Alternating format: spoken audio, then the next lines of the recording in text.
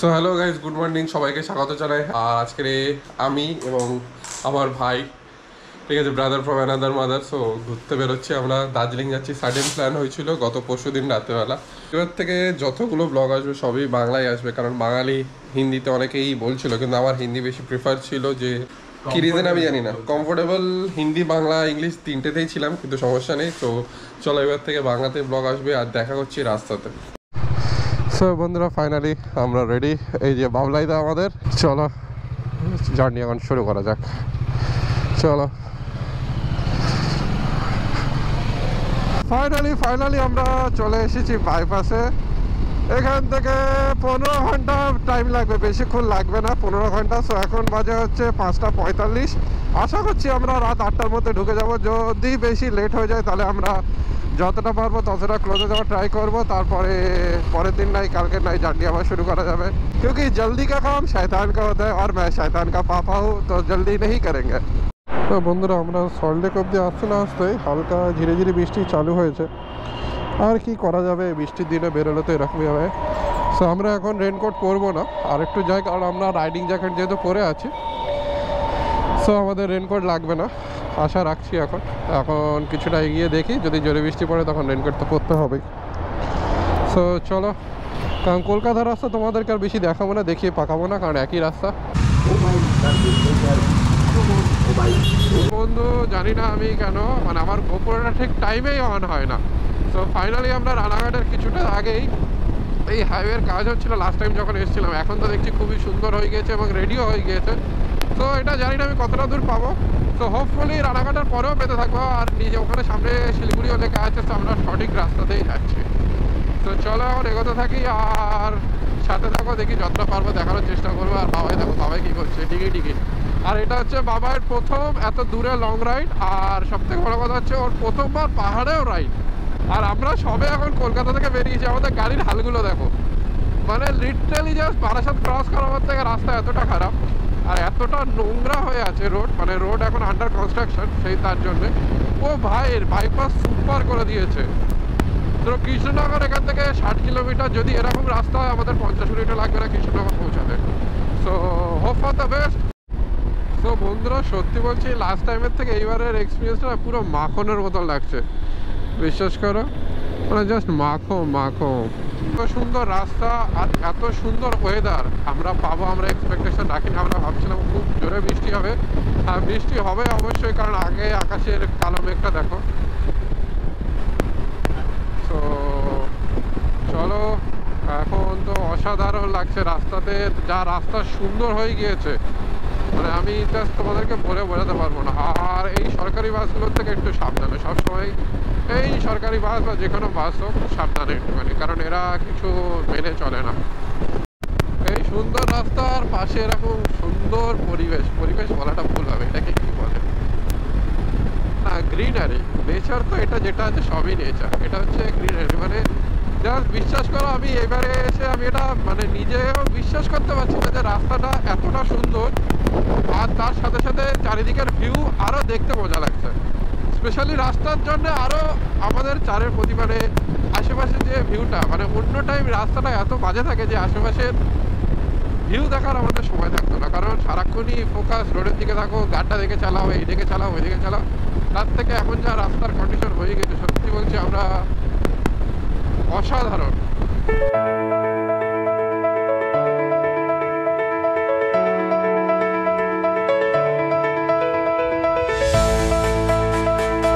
তো আমরা কিছুটা আসার পরে আবার দেখছি যে তোমার বৃষ্টি আবার চালু হয়েছে হালকা হালকা, যদিও আমরা রাস্তাতে অনেকবারই এরকম হালকা হালকা বৃষ্টি পেয়েছি, কন্টিনিউ বৃষ্টি পাচ্ছি না। তো দেখা যাক, কিছুটা এগিয়ে যায়।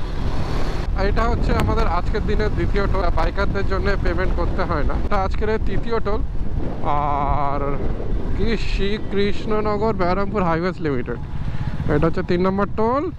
আর চলো দেখি এখন কতগুলো টোল তৈরি হয়েছে আস্তে আস্তে, তারপরে দেখাচ্ছি, তোমাদের সাথে শেয়ার করছি, কারণ আমি এটা এই রোডটা হওয়ার পর থেকে প্রথমবার আসলাম। তো এটা হুগলি নদী। তো এইটা হচ্ছে হুগলি নদী, আমি জানতাম না, আমাকে বাবা ইনফরমেশনটা পাস করলো। রাস্তা যতটা সুন্দর, আকাশটাও ততটাই সুন্দর, কিন্তু কিছু কিছু জায়গায় কালো মেঘ করে আছে, একটু ডর লাগতেছে, আর কিছু না। ও সবজি একটু ডর লাগে। আমরা ফাইনালি 250 কিলোমিটার ক্রস করে গিয়েছি এবং আমরা এখন একটু 5 মিনিটের জন্য ব্রেক নিয়েছি, কারণ আমাদের হচ্ছে ফুয়েল ব্রেক। তো তেল ভরার জন্য দাঁড়ানো হয়েছিল। এবারে কিছুক্ষণ 5 মিনিট দাঁড়াবো, 5-7 মিনিট 10 মিনিট রেস্ট। আর চুলের হাল খুব বাজে, ঠিক আছে, কারণ হেলমেট পরলে প্লাস মাস্ক পরলে এটা হয়ে থাকে। আর এখান থেকে 400 সামথিং হবে, 420-30 কিলোমিটার হবে। তো দেখা যাক কী হয়। ভাই সব অ্যাক্সিডেন্ট দেখো,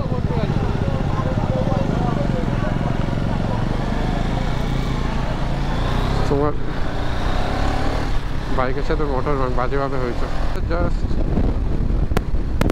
দৃশ্যটা দেখো আর রাস্তাটা দেখো, আর আমাদের বাবলাইদা যাচ্ছে দেখো।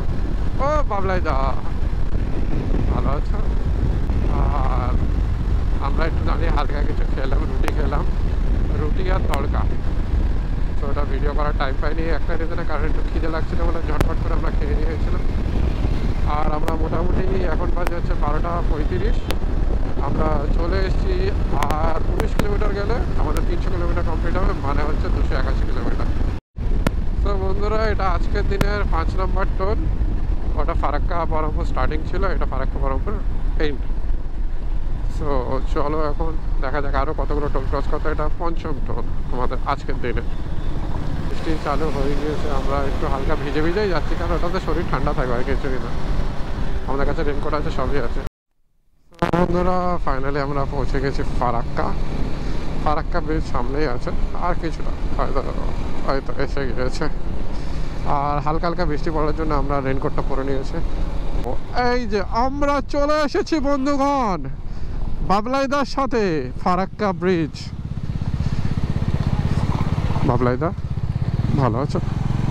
सो गाइस अभी 1 2 3 गेट खुला हुआ है, आगे भी शायद खुला होगा। সো বন্ধুরা এখন 3টে গেট খোলা ছিল, ওইতে আরও এক একটা খোলা, 4টে খোলা। আর ওদিকে মনে একটা নতুন কোনো ব্রিজের কাজ হচ্ছে। সো আপাতত দেখলাম 4খানা গেটই খোলা আছে। আগে দেখি কোনো গেট খোলা তো দেখতে পাচ্ছি না। আর যেটা সবাই জানো, ফারাক্কা ব্রিজে কেউ জোরে টানাটানি করতে পারো না, কারণ করলে আর্মি অফিসাররা বসে আছে আর সামনে হচ্ছে তোমার কি বলে, সামনে পুলিশরাও আছে। সব তোমাকে ধরে নেবে, নিয়ে তোমাকে ধাপ্পা দিয়ে দেবে। তো বন্ধুরা আমরা ফাইনালি মালদা ব্রিজ করে গিয়েছি, মালদা বাই। তো এখন মালদা থেকে বেরোচ্ছি, আর মালদায় ঢুকবো। আম গাছ দেখবো না, এটা কি কখনো হতে পারে? তো যেদিকে দেখাচ্ছি সেদিকে আম গাছ দেখতে পাচ্ছি, ডান দিকে বাঁ দিকে যেখানে দেখছি সারি এক একটা না, অনেকগুলো একসাথে। তো বন্ধুরা আমরা রায়গঞ্জ চলে এসেছি। সোজা গেলে ডালখোলা আর মাত্র 52 কিলোমিটার।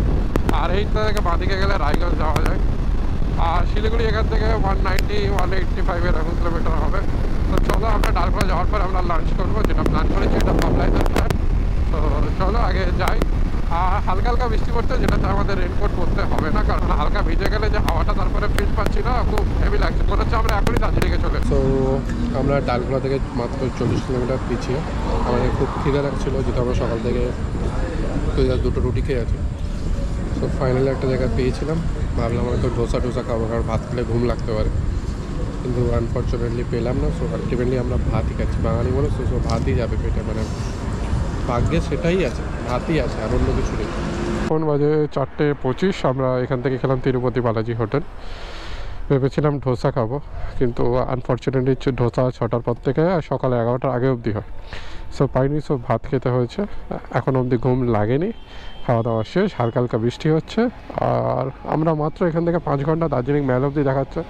তো শিলিগুড়ি কতক্ষণে পৌঁছায় তার উপরে ডিপেন্ড করবে যে আমরা আজকে উপরে উঠবো কি উঠবো না, তারপরে দেখা যাক। চলো এখন কি বলে জার্নিটা শুরু করি। বাবলাইদা আমাদের রেডি হচ্ছে, খুব হাঁপাচ্ছে।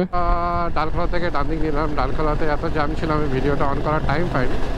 তো ডালখোলা আসার পরে সঙ্গে সঙ্গে আপনাদেরকে ডান দিকে নিতে হবে। ডান দিকে আসলে একদম সোজা হচ্ছে শিলিগুড়ি, বাগডোগরা যা আছে সবই পেয়ে যাবেন।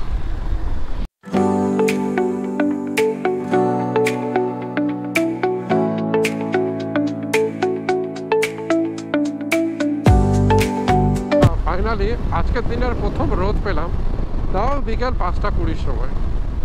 প্রথম রোদ, আজকের দিনের প্রথম রোদ এতটা ধরে 5:20 সময়। গোপুরটা কখনো প্রপার টাইমে আনা হবে না।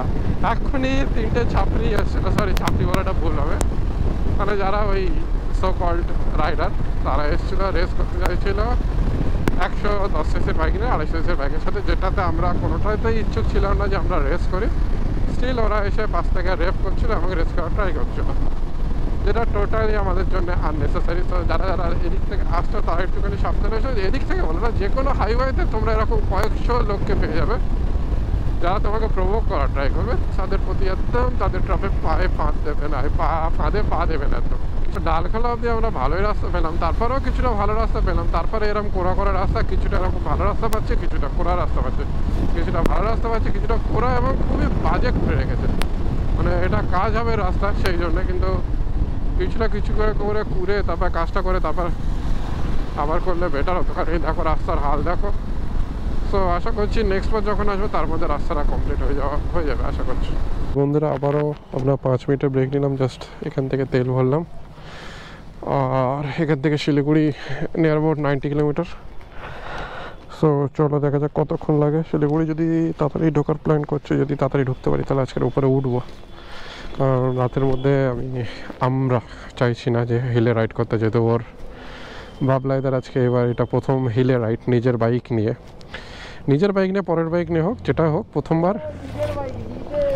নিজের বাইক নিয়ে হোক বা পরের বাইক নিয়ে হোক, যাই হোক প্রথম এটা হিলে রাইড ওর। সো আমি চাই না যে রাতেবেলা ও প্রথম এক্সপিরিয়েন্সটা রাতে করুক। ও মা, আকাশটা দেখো কি সুন্দর লাগছে। ও কি লাগছে সেরকম ব্যাপার হয়ে গেছে, মাঝে মাঝে চিংকিগিরি করি, মানে চিংড়িগিরি। ফাইনালি আমরা দার্জিলিং শিলিগুড়িতে এন্টার করে গিয়েছি। আর এখানে চারিপাশে এখন চা বাগান শুরু হয়ে গিয়েছে। আশা করছি আজকে এখন বাজে 6:30। তো যদি আর 1 ঘন্টার মতন দিনের আলো থাকে তাহলে আশা করছি আমরা পাহাড়ের দিকে রওনা দিয়ে দেবো, কারণ আমি রাতের বেলা পাহাড়ে রাইড করতে চাইছি না। হচ্ছে সেই শিলিগুড়ির টোল প্লাজা, যেটা দিয়ে গেলে এটা সবকটাই খোলা আছে।